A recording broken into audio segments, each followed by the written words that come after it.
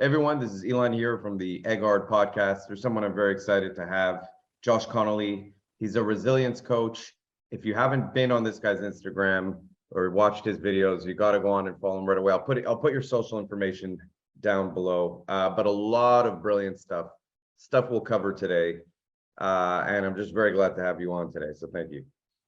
Thanks, man. Yeah, I'm looking forward to it, seeing where we go with the conversation. So it's good. I'm excited.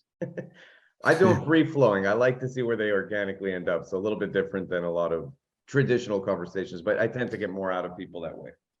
Yeah, I think it's the best way. And look, if people send me questions, I don't read them anyway, because I prefer to do this in the moment. So it's better. Yeah, I feel like there's a lot of similarities in terms of how you see things and how I see things, which was very nice. I'll start off with one thing that totally caught me off guard. Mentally took me a while to deal with, just because of how ingrained this is in my own personal mind. You talk about toxic relationships and you go, why don't we ever look at this in terms of a parent, correct? And how you could separate yourself from a toxic relationship in regular, interactions with friends or at work. If someone's in a toxic relationship with someone that's abusive toward you, it's very easy to tell them, hey, distance yourself from this person. But the second it becomes a parent who may have completely raised you their entire life in an abusive way, it's very hard still. There's always still that thing, as you say, that people say, hey, it's your parent, overlook it or do this or do that. That to me was so fascinating because it's 100% true. It's undeniable. I don't know if you want to talk a little bit about that and why that is, even why we really hold on to that. I think it's you know what, when I started talking about it online, it's the thing that I get the most abuse from, right? Whenever I post about it, you can guarantee I'm going to have people jumping in my DMs, just like abusing me for it. And I think there's lots of different reasons for it. I think people, if people that are parents themselves realize how flawed they are as a parent, so think that when I say, toxic or abusive parent, they start thinking about all the mistakes they've made as a parent, so they think I'm talking to them. And then I think there's a lot of people who I probably am talking to out there who react to it negatively. Mm-hmm. And then I think there's this like gray area, right? Because I do think that you should afford your parents more slack than you might do a friend, right? I think parents in a lot of cases do their best, right? But then there's this other category of parent who, to put it bluntly, are just horrible, right? And if they're just horrible, then people deserve a right of freedom from that. And I think, I guess there's loads of different reasons why people really struggle with that. But the thing that I always do is start at the very top, right? If I said to you that my parent was like physically abusive and beat me up every time I went around there, right? And like physically, I don't know, sexually abused me every time I went there, you'd be like, okay, yeah, well, that's definitely, you should cut them out. And then you come down a level and you go, well, they beat me up sometimes. And then, then you go to this stage of like, well, what about emotional abuse? And who the hell gets to define, where the line is for that? And so I think then you get into this thing where it's all swept under the carpet and nobody gets to talk about it openly, because as soon as they do, people say you only get one mum and dad, right? Or you only get one mum and you only get one dad. And then so they say you should, basically suck it up, is what people think. And it's not true. Like you said, it's not true. Everybody deserves a right to freedom, emotional freedom. Yeah, it's entirely fascinating, because I've had conversations even with some close friends where I felt that their family was abusive toward them, and I said, hey, you don't need to be in this relationship. And it's just such an interesting thing to see their mind for the first time even think of that as a possibility. And these are people in their 40s. These are people who have been going through it for decades. And I'm like, you could take a step back, and you can even still love somebody and still understand, hey, I have to take a step back from this relationship, even if it is a parent. It's just no one ever talks about it in society. I thought it was fascinating to hear it, because even my own mind hearing it from someone else was like, no, that guy's a douchebag. How dare you say that? Yeah, well, that's the first thought. What? Yeah, that's people's first thought. When it's like, weird how your mind goes there. Yeah. But then I have to catch myself. I'm like, no, he makes perfect sense in this specific case where it's like. Yeah. I think if you flip it on its head again, people often ask me, the question I get a lot is, well, what would you do if your children cut you out, decided you were toxic and cut you out? And I'm like, well, look, if I'm abusive, if I was abusive, I hope they would cut me out. Right? Because that's what I'm saying. So interestingly enough, I do think parents do at times, which is the reverse, cut out their children when their children are abusive or they're unable to maintain that relationship. It happens equally the other way. Exactly.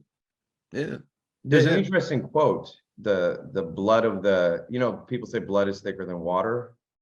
Right. Yeah. The blood of the covenant it actually means the reverse of what people think. The blood of the covenant is thicker than the water of the womb. The blood of the people you spill blood with, that you choose to spill your blood with, that you go to war with, that you suffer with, is thicker than the water that carries you in the womb, is thicker than the actual blood connection you have with family, because you chose to spill that blood with those people. Oh, so originally the quote that people quote at me originally actually supports what I'm saying. Yes. Wow. Yeah, that's the hardship of those relationships that you actually go and spill blood with, right? Let's say me and you, we were to become friends, and we choose to go through these things together. We choose to suffer together. That blood becomes thicker than something that you were just born into out of happenstance. Wow. I never knew that. And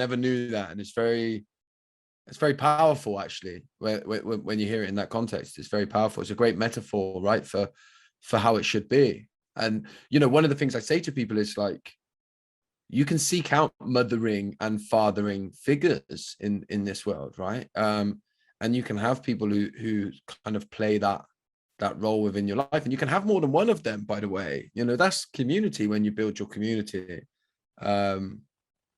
And I think we should be more open to that. No, absolutely. I mean, part of the reason I do this podcast is because I feel like there is a lack of direction for a lot of fathers in society today. We don't talk enough about fatherhood and what it means and the importance of it and how to guide people to be positive fathers.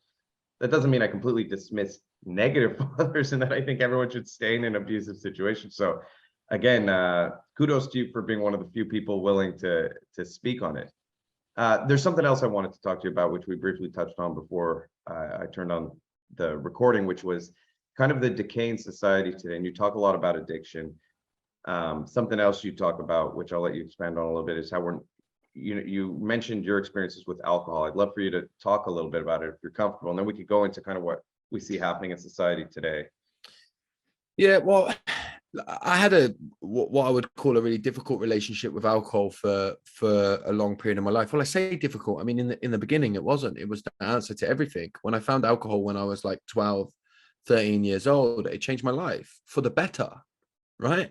Because it really worked for me. It did everything that I wanted it to do. The problem is that, and I didn't know it at the time, but I was in so much pain. I was struggling so much internally that it became the answer to everything, right? If you asked me why I drank, in the end, I drank because the day ended in Y, right? I mean, I just drank. That's how I survived, and it's how I coped with life. And I think when I stopped drinking when I was 24, I stopped drinking because life, even when I drank, felt difficult. And that, so in a way, when I look back, I realized that I stopped drinking when it stopped working, right? Because in the beginning it did work, and towards the end it didn't. I would get drunk, I'd be miserable. I was miserable when I didn't drink, I was miserable when I drank. So I stopped drinking. But what I found was very quickly for me was that my problems didn't go away. And I'd spent probably the last 5 years of my drinking deep down thinking if I could just get hold of the drinking, everything would be fine. And so, like, there was a period of, I don't know, like 2 or 3 months where I stopped drinking, and my life changed in a way, and some of the problems went away, but very quickly they started coming back. The behaviors in my life that I blamed on alcohol, I would never do that if I didn't drink. I do that when I'm drunk. I started having those behaviors without alcohol, right? And then what happened was that 9 months after I stopped drinking, I couldn't deal with myself anymore, because now that I couldn't blame it on alcohol, I felt like the problem was me, right? So then what do you do with that? And I planned my suicide when I was 9 months sober, and I was lucky that I had an experience, with my children that changed everything. And it was from that experience that I started to realize that my struggle is a result of the ways that I feel. And the journey that I've been on for the 10 years that have followed that since I stopped have been about making sense of that, really, and understanding that further. And what I found was that alcohol wasn't my problem. It was a reaction to my problem. My problem was the ways that I experienced my life and the ways that I experienced the world based on my life experiences. That's another thing, again, we as a society don't talk about. We talk about the easy thing, which is pointing to the addiction, which is pointing to the alcohol, as opposed to looking at the person and saying, why are they hurting enough to drink? I went through, I don't know if it was similar. I don't know if I should ask about the instigating thing that decided to make you change. But I did go through a long period where I drank and did drugs, and it's similar. It took me a long time to realize all it was an escape. It's very easy to become kind of nihilistic in life, especially if you don't have a tool set to deal with anything. And alcohol is a fantastic escape from how you're feeling. Drugs are a fantastic escape from how you're feeling. So they do work in that sense. They cover up. They're the Band-Aid for whatever we're going through. But I like something else that you said, which is that there's all kinds of addiction. If someone's addicted to work, we don't look down on that. You literally said we call them a success, which I thought was quite interesting, because that might just be covering up an equally damaged person. Yeah. Look, I know that myself. I haven't drank or used drugs for the last 10 years, but I've had 1,000,001 different addictions, 1,000,001 different things that I do to escape the ways that I feel. And of course, if work starts working for you as a way of escaping, then it might externally be easier to hide.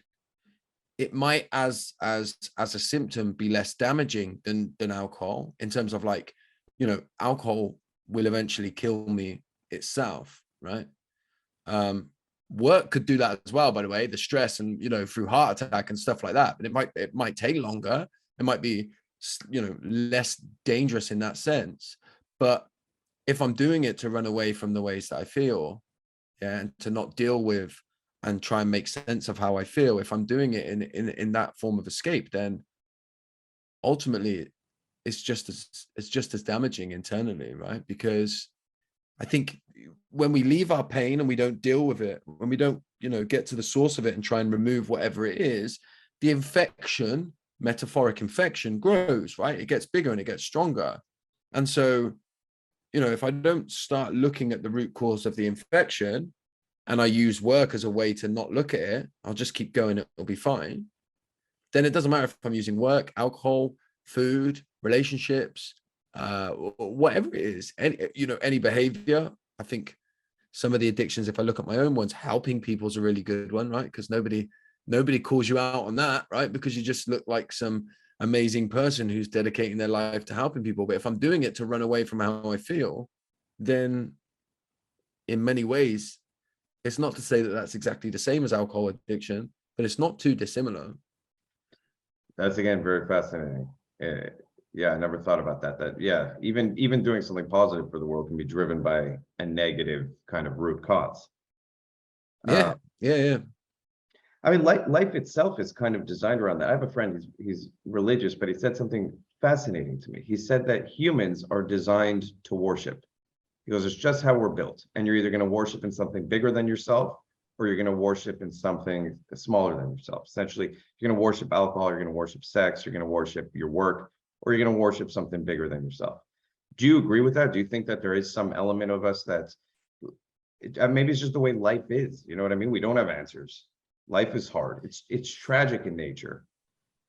So yeah, look, I think there's a lot in that. I think if you look at any religion, they're all built around the same thing, which is about coming back to that oneness, right? Coming back to that, great I amness, right? Which is what we're born with. You're born full of wonder and curiosity, right? And naturally, in the beginning of your life, the world is a power greater than you, because you're just it's full of mysticism, it's full of wonder, it's full of let me explore and let me see the world.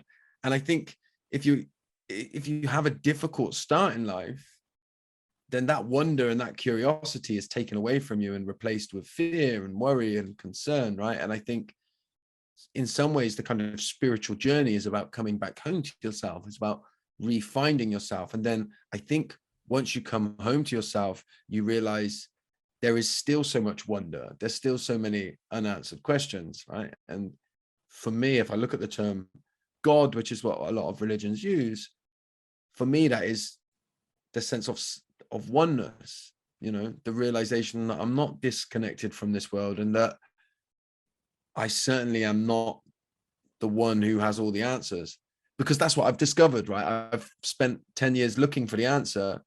And actually what I find is that maybe there is no answer. And actually what I need is just that childlike wonder and curiosity of looking for it, right? It's so hard to get honestly, it's something I think about a lot. I'm always seeking that childhood wonder again, that kind of but I guess it's like the whole term there, ignorance is bliss, or I always remember when I was a kid, people would say, like, don't rush to grow up, you're never going to have these years back. And as a kid, you're like, no, I want to get past it, I want to get through it, I want to be a grown-up. And then you really do. It sounds like something everyone has said. It's like you grow up and you look back on those years and you're like, every little interaction I had back then, it wasn't about what I was doing, it was about what it meant. Things just felt different. Even watching a movie or playing a video game, or it was like I was in it. I was fully absorbed by it. Whereas today, I struggle personally to feel like I care about things in the same way, with the same energy. And again, I do seek that. I seek it very strongly. Yeah, it's hard to find that presence, right? Children have that natural presence, right? Where they're not, if you go to young children, certainly like 3, 4, 5 years old, when they're, when you can interact with them with language, right? When they can talk to you, you don't very often have a child worrying about tomorrow, right? Or concerned about what's happened yesterday. They're just like, what are we doing now? Mm-hmm. Like, what are we doing now? What's in this moment, right? Because they're present. And I don't know what the answer is, but for some reason, by the time we reach adulthood, I find presence very difficult, and I'm seeking it all of the time, right? And I think everybody is. I was seeking presence when I did drugs, right? And they worked in the beginning. They gave me presence, and then they stopped. The same was true with alcohol. I think the same is true with extreme sports, right? I love, you would call it soccer. I call it football here, right? But when I'm playing that, I'm fully present, because that for some reason pushes me to be in that moment, right? And so I find presence there. I think jumping out of the plane and parachuting, right? Those extreme sports, they force you present. And I think we're always searching for it and seeking for it. And I don't know, maybe that's what life is, trying to find presence. Yeah, even I do combat sports for that reason. It's one of the few things that, sometimes when I'm acting, if I have a really good role and I'm 100% in it, it's like I forget who I am and I'm just so in the moment. But even the extreme things eventually lose. You have to find the next thing that's even bigger and more intense. I feel when you go down that path, which actually leads me to the next thing, which is I feel like there's a collective kind of downturn. Maybe since COVID, where people have just stopped caring about things in the same way, where they give excuses to themselves to like not do things. Like we spoke about, I have people, let's say I hire them to do a job, they just don't show up. I call my doctor, he just doesn't call back. You take your car to get fixed, it just stays there months, doesn't get fixed. Like even within friendships, say I'll meet you at this place at this time, they don't show up on time. It feels like things are just slowly getting, or don't show up at all. You know what I mean? It's just slowly the fabric of people's, I guess I would say even dedication to work, dedication to relationships, dedication to all these things is just decaying very rapidly in society. And again, that's anecdotal, might just be me and my experiences, but have you noticed the same thing?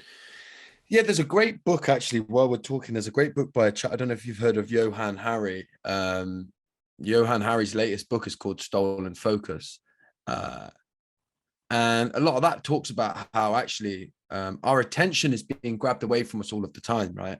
And I think if you look at like the world of, I don't know, like capitalism now, grabbing people's attention through, you know, particularly like through devices, right? It's a huge currency. If you can get somebody's attention, if you can get their eyes on you, yeah, then it's a great currency, isn't it? If you look at like content now is down to 15 seconds, you know, like these reels where people are flicking through because their attention is so short and it's so small. And so like attention as a currency is huge. So I think people are less inclined to be fully in anything anymore, right? Because your attention can always be taken away. And I think that's part of the problem. And I think also now you can seek a kind of watered down version of validation, of connection, these things that we crave in our life, these things that we need that are part of the human experience. I need connection, right? But I don't necessarily have to go and meet somebody now to make sure that I get that connection fulfilled. I could go on social media and at least feel like I'm having that need for connection filled, right? So meeting with you, if I've arranged to do that, is of less importance as it might have been 20 years ago when that was the only way I might feel connection, right? You know, if I was to do a job for you, coming to do a job for you, there's many ways for me now to put it out into the world and make it look like I'm doing a good job than actually going and doing the good job itself.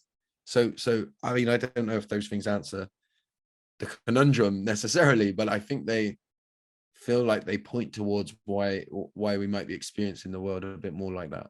Well, yeah, I mean, that does explain a lot for sure. There is some kind of collective agreement that took place that started saying that the amount of people who fall, this is something I've thought about before, is that it's become inverted. It used to be that your value, this conversation we're having, it's fascinating because you have proven your value because you're an interesting person. You have experience in things, and then that is what gives you your value, right?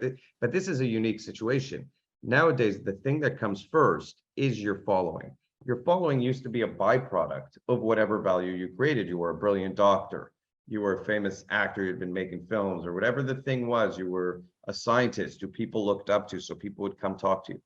Nowadays, that still happens, but a lot of what's happening nowadays is we literally place your value on the amount of people who follow you versus the value you created first. And there's actually a monetary value to it, you know, in marketing. This is something I learned when doing my company. Each follower has a certain amount of value, the amount they engage with you, the amount this, and then you attribute a certain value to that person who has that following, and you see how much they can benefit you. It's kind of a very toxic way to look at individuals. Yeah. And then you know the term virtue signaling. Do they use that over there? Yeah. So then, like, what happens is that virtue signaling happens online, and then it sort of makes this weird crossover into reality, where it's like, you know, we used to judge one another by the way that we showed up to the world and what we did, whereas now you can just virtue signal. You see it like when something bad happens in the world in today's world, like before anybody goes and does something about the bad thing that's just happened, people will make sure that they formulate the perfect post online to show that they're against the bad thing that happened.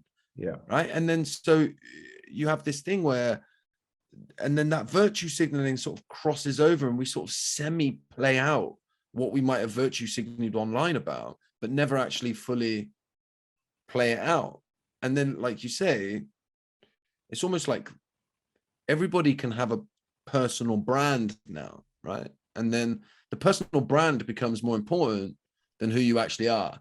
And that's why you get, you know, you get these things of, I don't know, I'm trying to think of examples when, I don't know, somebody might be talking loads online about climate change and how much of an issue it is, but they're flying around the world on a private jet, right? That's like one example where you see, well, hang on a minute, this doesn't add up. Like, you're not living something and sharing about it online. You're just, people tend to share online about it first and then try and live it out. Or not at all. Or not at all. Or not even at all. Yeah, just make sure that they have a facade. And I think, you know, I guess we're probably all guilty. I probably can be guilty of that myself, right? Because you get caught up in the system. Yeah, I mean, lead by example is no longer necessary. Now it's lead by social profile, right? Like you're talking about whatever Yeah, the thing is that you wanted to prove back in the day, you had to prove it. People had to yeah, see you do it and say, okay, now I'll follow you. Today, you just have to give the facade of it, and people will. And maybe that did exist in some form always. Have always been liars, but it was a lot harder back in the day. That's for sure. yeah, yeah. I mean, because you had to stand in front of somebody and portray that version of yourself, right? Whereas now you don't. You, as long as you can create a piece of content Can I about ask you it. an interesting question? I'm going to go down a random path with you on this. It's Yeah, yeah. something I think there's a binary in the universe between how you can see the world. You can either believe that some things are absolute in truth, or you could believe that there are no absolute truths and everything is morally relative, right? And I think the path of moral relativism, extreme moral relativism, is why we are where we are in society. And so religion, spirituality is something I've struggled with my whole life. I wasn't raised in a spiritual family at all. In fact, my dad's family was killed for their religion. My mom had to escape the Middle East. I just never liked it. I felt like it had caused a lot of suffering for my own personal family. So what happened was I pushed myself away from it, and I realized that again, that's the binary. If you push yourself away from any type of spirituality or religion, then we live in a material universe, and all there is whatever's around me, and we become nihilistic in nature, I think, fundamentally. Mm. Do you think that that binary exists, that you're either going to believe that some things are absolute in the universe and you have to accept them as such, and then that's where you derive purpose from, or that you believe everything is morally relative? Oh, cool. That is I mean, it's something I think about a lot. It's a weird binary to me that exists as a concept. yeah. Look. I think often when I have found things to be absolutely, undeniably, unquestionably true, my experience has been that I've normally fallen as a result of that thought, right? Because I take something and I take it as binary and I take it as the way. And then if I build a whole personality off the back of that, right, or a sense of self that's attached to that, which I've done in the past with things, then that thing comes crumbling down, then it feels like a character assassination. So actually I move more towards, and look, the one mantra that I do live with is that I could be wrong about everything that I've ever believed in. And that helps me move towards that childlike wonder where I get to, question everything. And I think when I love the mysticism of spirituality and religion. I think the problems with any spirituality or any kind of religious concept is when you try and make things absolute. That's what then causes the fights and the arguments, right? When actually I'd rather be like, everybody might be true and everybody might be right and everybody might be wrong, and who knows what the truth is. Well, I mean, sorry, my camera's decided to go crazy. I do this sometimes when this happens, but there is one absolute truth I believe in, is that every human being has intrinsic value. To me, that is one fundamental absolute concept that I think as a society would be fantastic if we could all adopt that. And that it has nothing to do with, in other words, you could have more value, less value, but that human life has intrinsic value just by nature of existing. And that when I look at you as a person, you're unique and you have value because of that. And I think that the alternative to that is a bit dangerous, where he starts saying, well, it doesn't. Some people don't have value. Some people, you know what I mean? And so that is the one thing that I think in terms of, but again, to believe that every human being has value, you need to ask yourself then why. And then the question becomes, well, then there has to be something greater than myself, because if not, then that's just something I've decided, but it doesn't really have meaning. Do you know who Jordan Peterson is? Yeah. I actually, this is a conversation I had with him, and he kept asking me why. He kept saying, why does every human being have that? Because he struggles with religion and all these things as well. And he was like, and so I was like, of course, you need to believe that there is something greater than yourself if every human being has intrinsic value. You can't otherwise. And he's like, exactly. Yeah, because it once once you understand that and realize the connotations that come with that, right, that everyone has value, then you have to believe that what you've said. You have to, because that's where it takes you to. Yeah, automatically. It's just an interesting kind of, it's so disconnected from what we were talking about. Sorry, I don't know why it's just deciding to do this, but anyway, the blurriness is not what's important, the conversation. There we go. So that maybe there's a power greater than us out there that's like blurring it up. It's like, oh no, he's talking.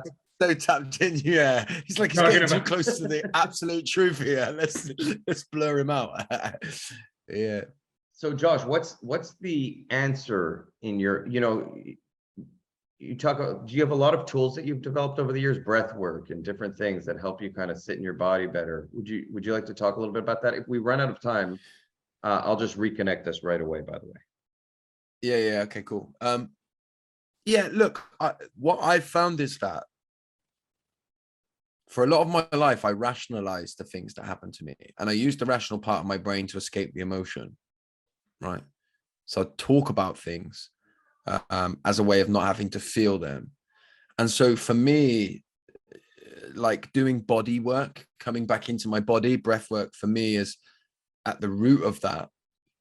Finding ways to come back into my body has been paramount for me, because I found that like most of my angst, most of my struggle comes from not feeling safe in my body, from wanting to escape the ways that I feel, right?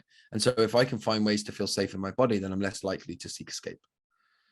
And so breath work, particularly conscious connected breathing, where I breathe, long enough to really come back into my body, has given me and created incredible experiences for me where I've had massive shifts and breakthroughs.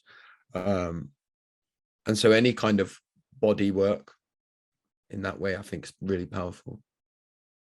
I think so, especially for young men nowadays who don't know how to deal with themselves. I think it's probably one of the best things that young men can do is breath work.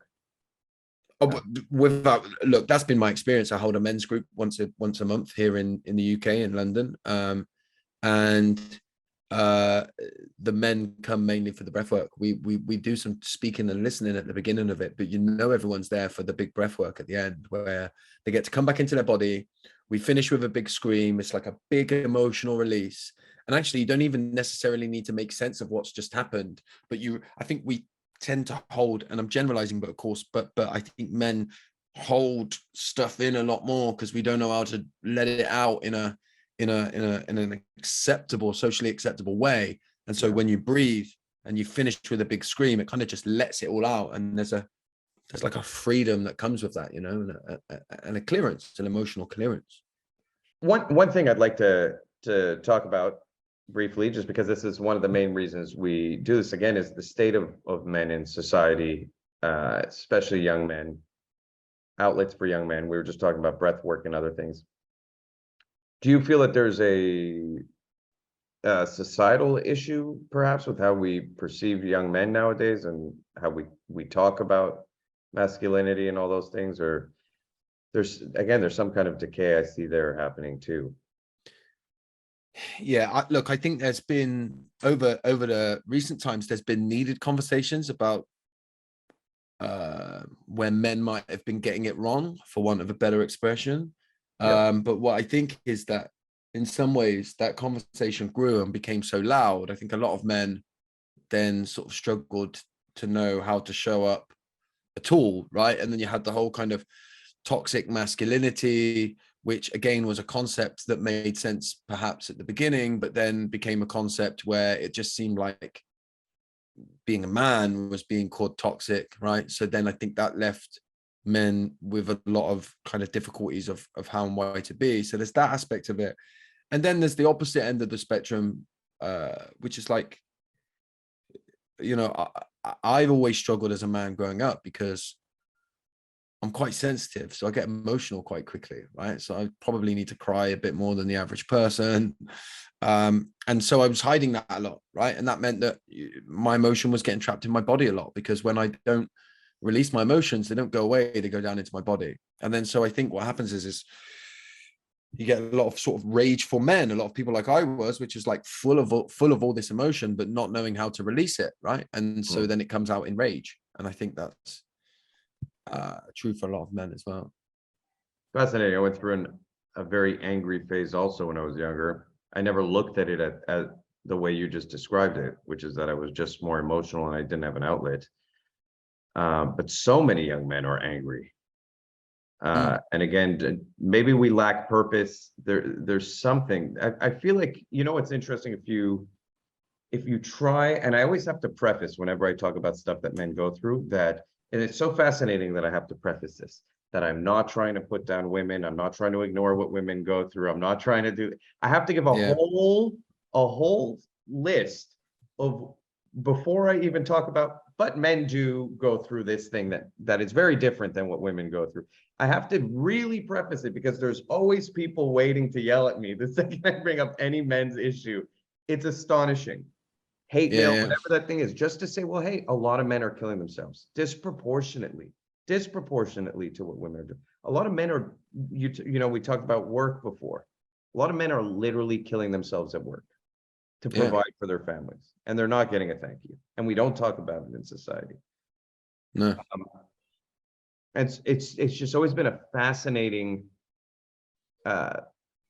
thing to me to see that we cannot talk about any issue that men go through and yet expect men to deal with the very things you're talking about, which is where men have gone too far in society. Yeah, and if you look at, sorry, go ahead.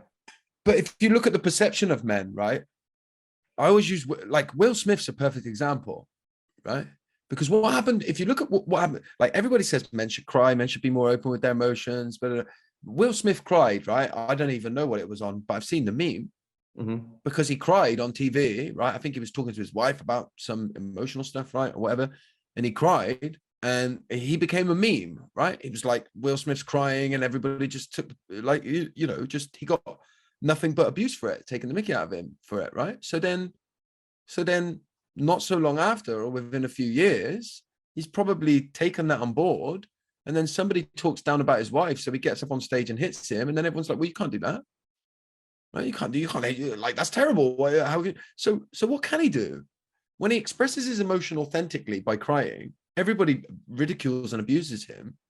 So then when he keeps his emotion in and it comes out as rage and he hits somebody, well, then he's like, and I think that's like a reflection of kind of what's happened with society and men, right? We say, oh, you should cry, you should cry, you should cry.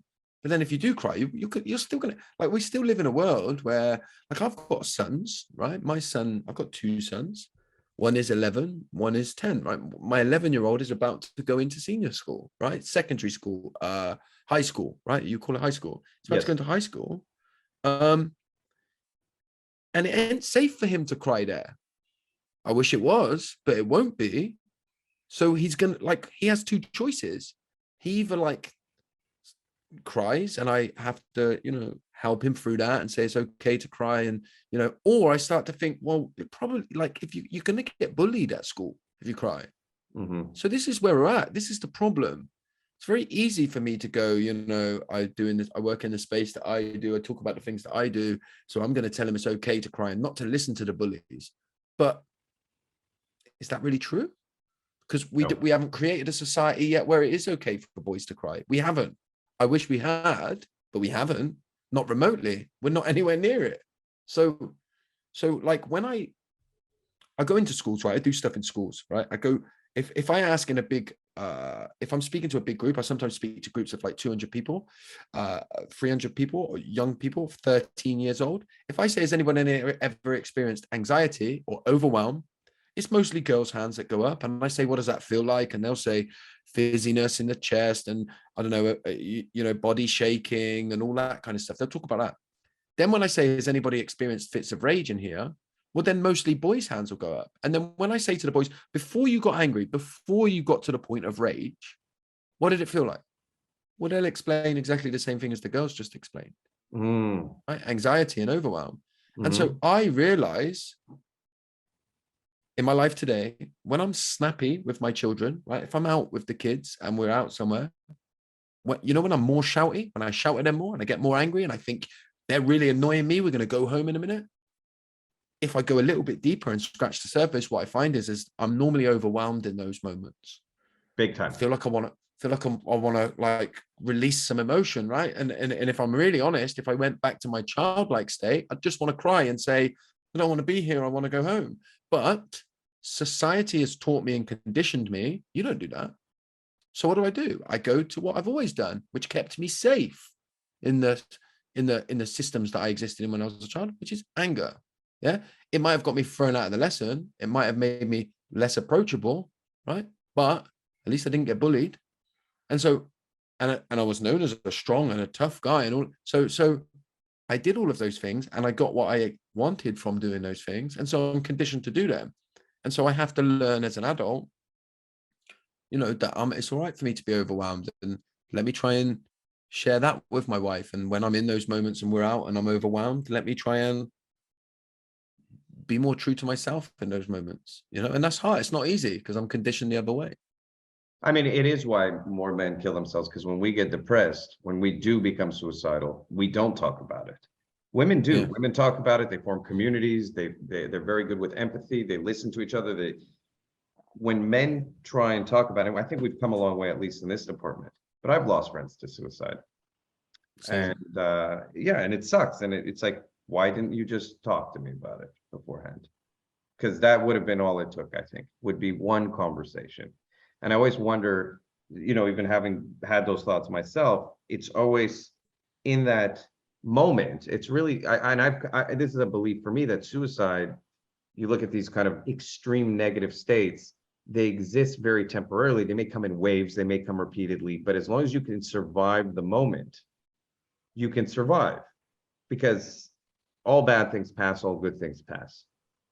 And that was the one thing I always kept telling myself, how I feel at this exact moment, whether it's completely numb, whether it's completely detached, whether it's suicidal, whatever the thing is, it's not how I'm always going to feel. Not everyone gets to have that conversation with themselves. Not everyone gets to have that conversation with someone else. And when you don't, it's very easy in that moment to do something stupid, especially for men, again, because we can't do anything. That's our only option sometimes in our heads. I also don't know the alternative, because I do believe we need strong men in society. Now, strong is an ambiguous term. I don't necessarily know what I mean by that, but we need men who can go fight. We need men who can be strong in the face of adversity. We need men who can push their emotions aside to get the job done. We are utilitarian. Biologically, I think there is some element there. And so there's a middle ground, right? We can't be men who do accept. I mean, maybe I'm wrong. How do you feel about this? Do you think that there's, again, maybe it's a term weakness and it's social conditioning, but I see crying in some cases as weakness if it's not justified. So I think we need both. And I think when I talk about resilience or what we need to get to, I think if you think of like a tough material as being something like a hard plastic, right? The strength in that tough material is that it takes impact and it stays fixed and strong and exactly as you need it. Yeah. The problem with that is too much impact, and it's going to snap. And when it snaps, you can't use it in its original form anymore, right? It becomes useless. Yeah. So long term and overall, we need to be a little bit more like elastic when we can be, right? Which is know that we can bend and distort and move out of shape. And our strength lies in the fact that we can return to our original form. So we need toughness. All of us need toughness, right? We need to know when to do that, but we also need to know when not to be tough. Yeah. And so what we need is more consciously aware people in general, right? Absolutely. But particularly men, because when I woke up to myself and I became aware of myself, right? I now know, or I can at least be told when I need to toughen up. Sometimes my wife will say to me, come on now, enough. Yeah. You're in your emotions. Come on. You got kids, right? You're in a marriage. Come on now, toughen up. Yeah. And she can say that to me, and I'm awake enough to know, all right, I've been down here a little bit too long. She's right. Let me get there. Yeah. And so it's about knowing we need to listen. I believe when I become consciously aware of myself, I know when I need to be tough. I know when I need to grit my teeth.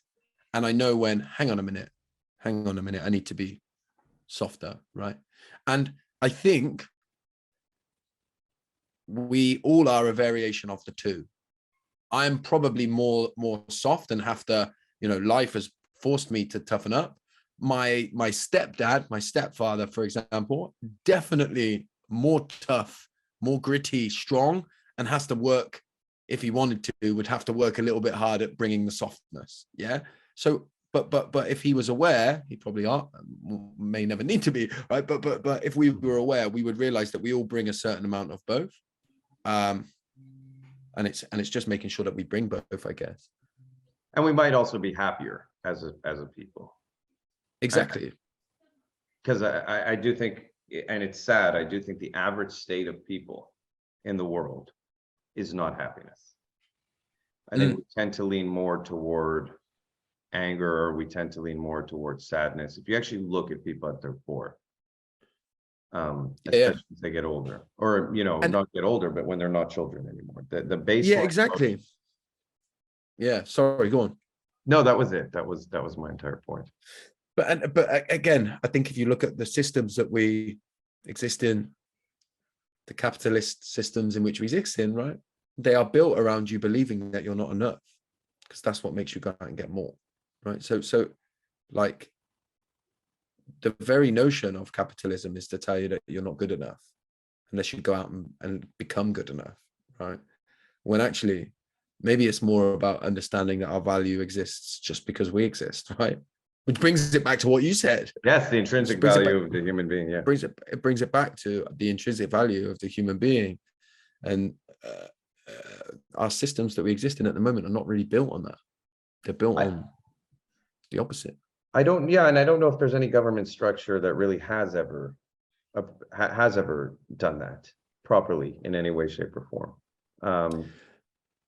I think that's a human collective kind of conscious. That's evolution. I don't know if any government will ever do. People always say, "What's the perfect government?" There is no perfect government. There's perfect people. If we evolve enough to the point where we are at that state, you no longer need government, because humanity has evolved to the point where it no longer needs to be governed. But exactly.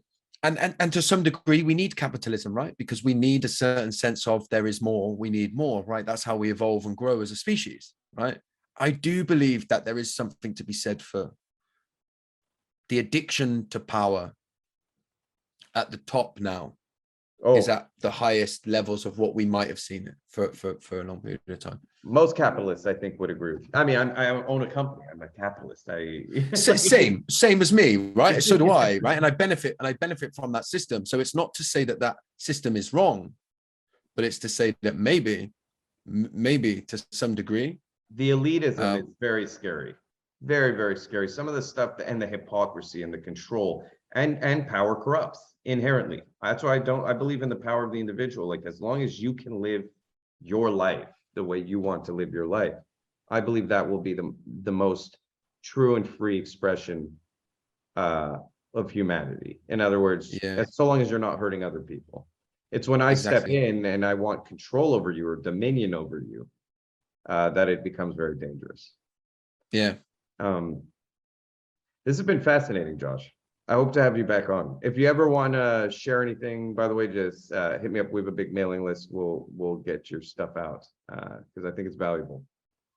Yeah, mate, I'd love that. And I'd love to chat again, because I think we could have gone on for hours today. I've really enjoyed it. It's nice to come on and have that level of depth in conversation. Yeah, I think about things a lot. I have a couple here. Let me just end the podcast. So thank you for listening, everyone. Appreciate it. And yeah, make sure to follow Josh and stay up to date with all the stuff.